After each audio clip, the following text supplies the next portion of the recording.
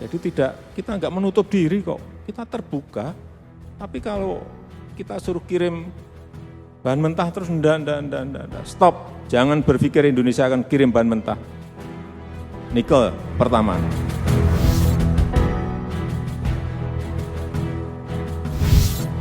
Olah nikel jadi mobil listrik, RI bisa kaya raya.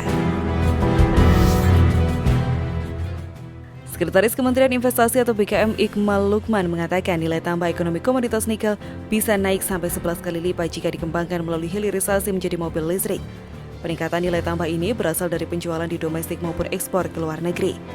Kalau kita olah, kita tingkatkan menjadi mobil listrik, maka akan ada peningkatan nilai tambah 11 kali.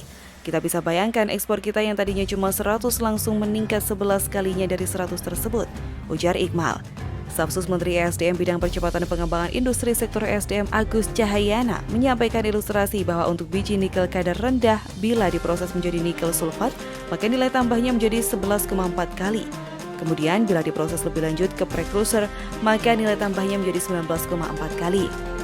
Lalu jika diproses lagi menjadi katoda, maka nilainya tambah menjadi 37,5 kali. Dan saat diproses menjadi produk yang paling hilir berupa sel baterai, maka nilai tambahnya menjadi 67,7 kali. Sementara biji nikel kadar tinggi atau saprolit setelah diproses menjadi ferronikel, maka nilai tambahnya menjadi 4,1 kali. Lalu jika diproses lagi menjadi nikel sulfat, maka nilai tambahnya menjadi 5,7 kali. Selanjutnya jika diproses menjadi precursor, maka nilai tambahnya menjadi 9,6 kali. Diproses lebih hilir lagi menjadi katoda, nilai tambahnya menjadi 18,6 kali. Dan terakhir, saat menjadi produk sel atau sel baterai, maka nilai tambahnya menjadi 33,6 kali.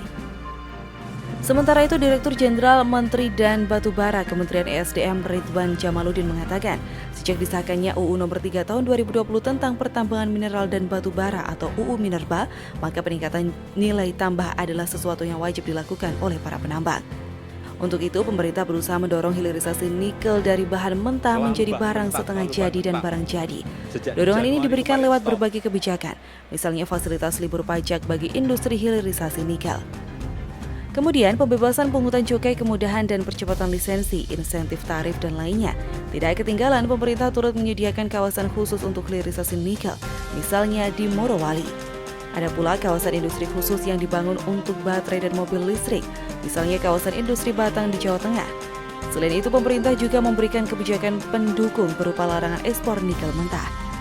Presiden Jokowi pun juga melakukan groundbreaking pembangunan pabrik baterai kendaraan listrik di Karawang, Provinsi Jawa Barat.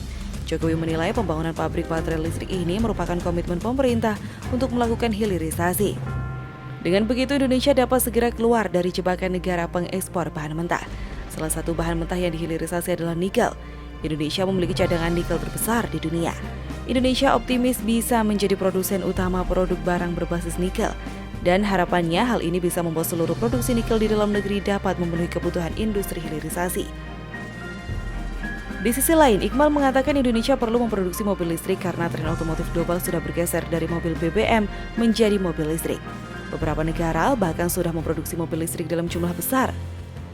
Misalnya Amerika Serikat, China, Jepang, Korea Selatan, dan negara-negara di Eropa. Mereka pun juga kerap memberikan subsidi pada produksi mobil listrik untuk semakin mempercepat produksinya.